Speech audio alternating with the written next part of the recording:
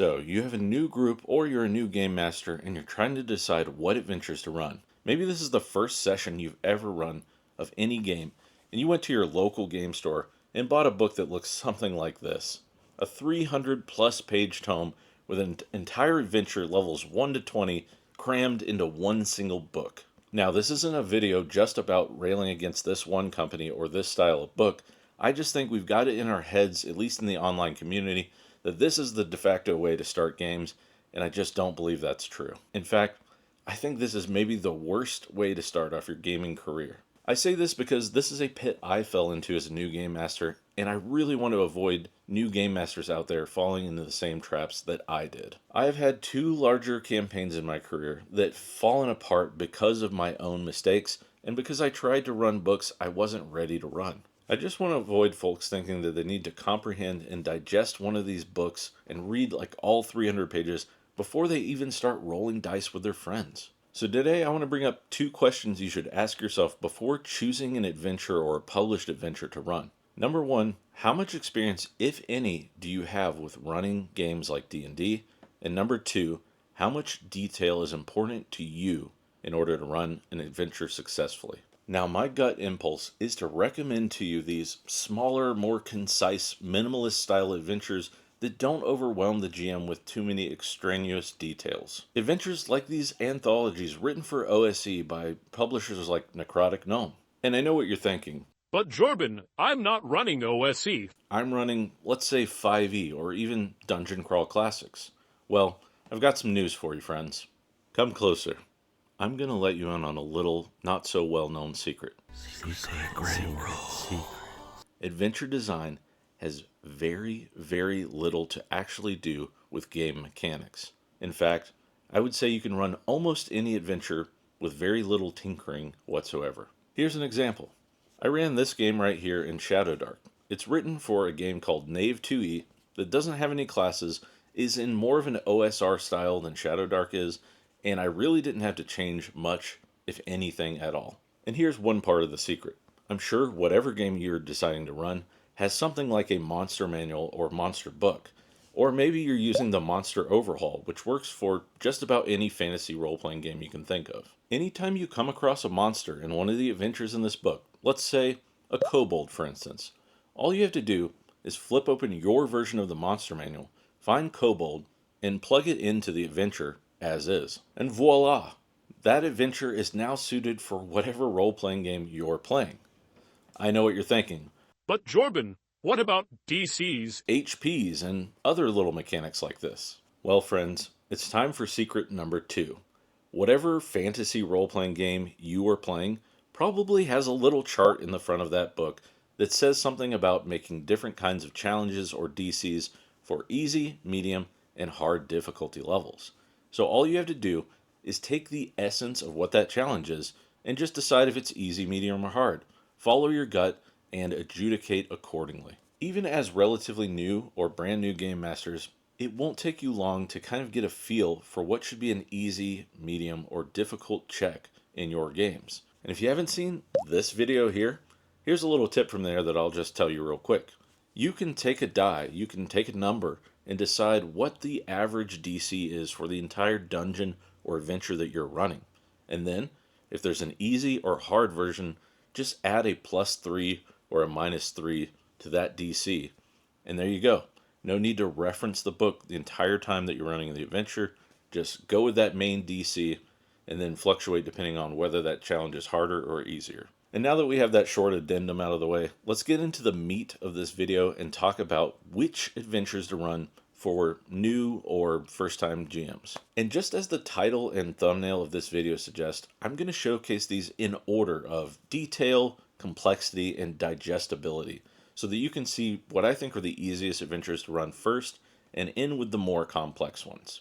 And also, spoiler alert, I will be showing pages from a few of these adventures. This will be an at-a-glance style video, so I will try to keep the spoilers very light and surface level. Okay, folks, so I'm going to start off with the 2 short adventure anthologies written for Old School Essentials by Necrotic Gnome. Adventure Anthology 1 has about 3 low-level starter adventures, and Adventure Anthology 2 has 2 first-level adventures that I think are excellent choices for your first adventure. The full maps are referenced in the front and back cover of the book.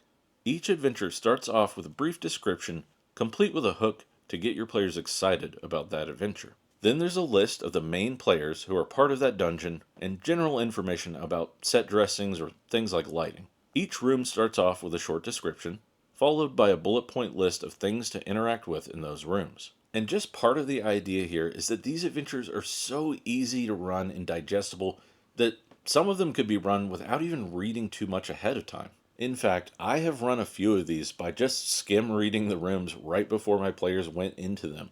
And I don't necessarily recommend that if you're a first-time GM, but for some of you seasoned veterans, it's not too difficult to do with the concise nature that these are laid out in. And while I'm here just fanboying about Necrotic Gnome's excellent design, if you want a slightly larger starter adventure or dungeon crawl, go check out Incandescent Grottos. A lot of what I personally love about the layout and design in these books is not only the detailed maps included in the front, but also that they zoom in on smaller, more detailed versions of the maps on the pages for the rooms you're reading about. And like I said before, a lot of these adventures are really easy to take and adapt to just about any fantasy role-playing game. They're chock full of great scenes, descriptions, denizens, traps, puzzles, and other encounters that you can really take and plug into any game. Have I driven that point home enough yet? I'll stop beating this dead horse. And now, moving right along to my second recommendation, the Cursed Scroll Zines, written by Kelsey Dion for Shadowdark. The only reason these weren't higher on my list is because they combine a sort of dungeon crawl mixed with a hex crawl scenario. And because if you're not super familiar with your own preferences on procedures for hex crawls, I wouldn't necessarily recommend this as your first adventure, but there is a great dungeon crawl in the back of the book that you can take and plug into any game. Although these are pretty easy to just take and run as a map as is, or use as a sort of point crawl if you're not super interested in the hex crawl style. There are options for random encounters if you end up leaning into the hex crawl, or you can just put them right at the door of the dungeon. I'm a huge fan of the way the hex map is set up and highlighting the important areas and giving you a very short 1 to 2 paragraph description for each of those locations. Then, very similar to the way that the OSE books are set up, we have a dungeon crawl in the back for first level adventurers. This includes a very brief overview, the rumors or hooks to get your party invested, the factions within the dungeon, and then we move on to the areas in the dungeon with, again, very brief bullet point descriptions. These adventures are very well written, very concise, and very much in line with the way that Kelsey wrote Shadowdark itself. And on top of that, the way this adventure was written really unlocked something in my brain and made me realize that I've just been slogging through superfluous details in these larger adventures for years, when I could have just been reading bullet point room descriptions. They're so much easier to read, comprehend, digest, and the way that the bullet points are written are really easy to reference at the table mid-game and don't make your eyes go crossed when you need to find that one detail. And I can't express enough how important it is to be able to quick reference the material in front of you whenever you're in the middle of a session and game mastering an adventure. And really all the adventures like this are tied for first place in my heart. I just wanted to make sure I talked about the hex crawl situation in this one before recommending it to new game masters. Alright, so moving on to suggestion number 3. This right here is what's called a character funnel for a little game known as Dungeon Crawl Classics. Now, this particular adventure is referenced on just about every DCC forum where you can find discussions about character funnels. I've run this particular one a couple of times with different groups, and I just have to say, Sailors on the Starless Sea is an excellent starting adventure that throws your party straight into the action. Now, I will say, this is where the adventure material starts to get a little more dense than I prefer, though it's still not a bad layout and design. There's just extra details that I don't personally find that I need as a seasoned game master. Though those details may come in handy for you if you're a newer game master and you prefer to have a little bit more detail, meat on the bones to get your mental juices flowing. There are some great built-in narrative tools like rumors to kick things off and get your players started. Though when I ran it, I had the players start at the door to the dungeon, having all been wrongfully accused of crimes and their freedom hanging in the balance. This adventure is the epitome of a classic dungeon crawl, which should be no surprise based on the title of the game. And I also want to say while I'm here, DCC has an excellent array of adventures that are all really easy to run digestible, and usually only about 10 to 20 pages. I have a ton of these on the shelf behind me, and while they're already very affordable, keep an eye out on places like Drive-Thru RPG, Bundle of Holding, Humble Bundle, and itch.io for bundles of these adventures where they are dirt cheap. And this is another reason why I included these on the list in the first place. These are really solid, really cheap adventures. Before you go out and buy a $50 tome, take a look at a few of these DCC adventures. I think they're a ton of fun, and while they can be deadly at times, they also have a lot of humor packed into them. They can be wacky, zany, wild, and really fit into just about any fantasy role-playing game. Although I will add a small caveat here. If you do grab one of the funnel adventures, be prepared to scale down the number of creatures in any encounter, as they are designed to overwhelm your party. Most of the character funnels are created with the idea that each player will be running about 4 PCs each, and by the end of the dungeon, they'll be whittled down to only a single character surviving. That being said, this is a classic delve into a creepy dungeon beneath a dilapidated keep. It is definitely worth the money. I think I paid $10 for this physical copy, and definitely worth running in whatever game you want to run. It's full of weird traps, strange beasts, and tons of fun, classic feeling puzzles. And this whole adventure should only take an evening or two at the most to run, so it's a really great starting adventure for you and possibly a new group. Okay, well, sometimes your kid wakes up early from her nap and you're forced to finish the rest of a video days later. Anyway, let's continue. Alright, now last and I guess in case of difficulty technically least, because of the way I did this video, let's talk about this book, Candlekeep Mysteries. This is one of the many official D&D anthologies, including things like Tales from the Yawning Portal, Quests from the Infinite Staircase, and of course, Keys from the Golden Vault. And personally, I'm a big fan of the way that mystery adventures work, especially published ones that have been really thought out, and I think this has like 13 or so entries in it, and it's got enough content in it that I think it's going to last you a while, even if you're not playing 5e and you're just scrapping it for parts. And right out of the gate, I will say this is where we crank up the complexity to 11. I think if you are someone who needs the extraneous details like I mentioned before, this is the book for you, and I really mean lots and lots of details. I don't mean this as a knock when I say you should really only grab a book like this if you're just the kind of person who doesn't really have a lot of creative energy to put into creating adventures, and you just want it all spelled out for you in vivid detail. And while I am not personally a huge fan of the way official D&D does their adventures, at least these bite-sized adventures are compact enough that you could run them in a couple of sessions, and they won't make you feel like you're cramming for the SATs. The writing style is just way more dense than I'm used to, and full of, frankly, in my opinion, unneeded details.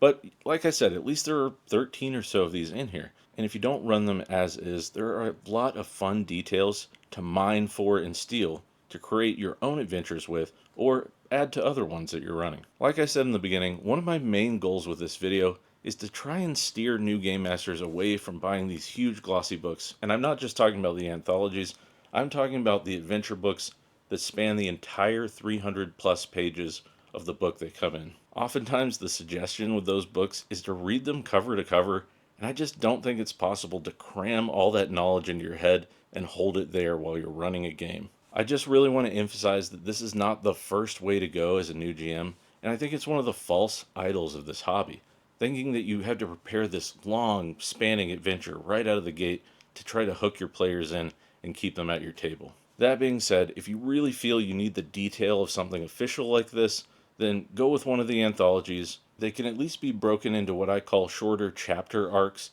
and like I said, there's probably about 13 of them, so if you really want to create a long-spanning adventure, just find ways to link the smaller adventures together.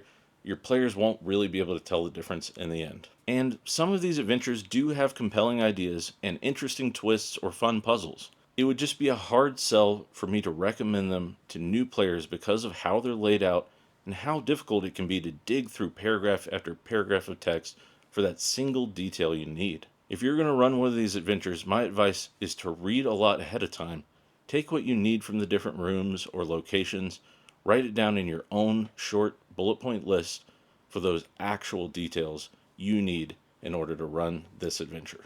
Because once you start running them at the table and you can't remember something in the moment, It is a nightmare to try to dig through one of these books and try to find that little detail or that one room of information that you needed, just because of the way it's laid out and because of how they don't really separate what's important from just flavor and detail and description. Okay, that's mostly it for my official adventure recommendations, but I will add one more thing. There are a ton of really cheap or free adventures written on itch.io for things like the Shadow Jammer and Knave Jammer that are really solid, well written, concise, and tons of fun. And they cover a wide range, everything from really dark and gritty to zany, fun, evocative, and compelling. There are a lot of great adventures out there. You just have to dig for them. And if you need more suggestions, go check out some of these channels like Red Mage DM or even Wasabi Burger. And last but not least, Rune Forged Games. These are excellent sources for a lot of old school style games that can really be adapted to just about any fantasy role-playing game. Take a drink for every time I said that in this video. And speaking of books like this, one last thing I forgot to mention is I'm going to do some giveaways in the future. If you want to enter to win this book right here, then like, subscribe, and leave a comment down below that says the word mystery in it. And by this time next week, I will compile all the entries and pick a winner. And stay tuned for more if you want to win either of these. I tried to give this one away in a previous video, and the person who won never responded to me, so it's up for grabs again. And then finally, at some point, I just want to get rid of this and make more room on my shelves for new RPGs. So stay tuned for more giveaways. Alright folks, well that's it for this video. And like I've said in a few other videos, don't forget to check out my live streams. I've been doing it 7:30 on Thursdays, EST. They've been a lot of fun. I try to throw out a TTRPG subject to start things off.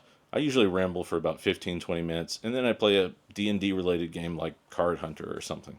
It's a lot of fun. Check out this video here. I don't do this a lot, but please do subscribe. It really does help the channel and helps get these ideas out to more people. I think only like 1/3 of people that watch my channel actually are subscribed, so it's free, it costs you nothing, and it costs me everything. It's an old joke, but it checks out. I was about to clear them. I am still a very small creator, and while I love to represent some of these indie RPGs, the algorithm doesn't necessarily love that, so it takes folks like you to share my videos for any of this to be relevant to anyone in the hobby. Appreciate you guys. As always, make mistakes, choose chaos, and most importantly, have fun.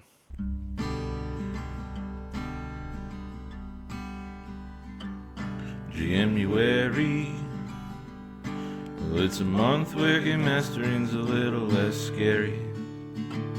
We can put down our torches, let someone else carry the burden of running the game. January, can we try another system that's a little more varied, so we don't have to burn out until we are buried? And now it's time for GMU.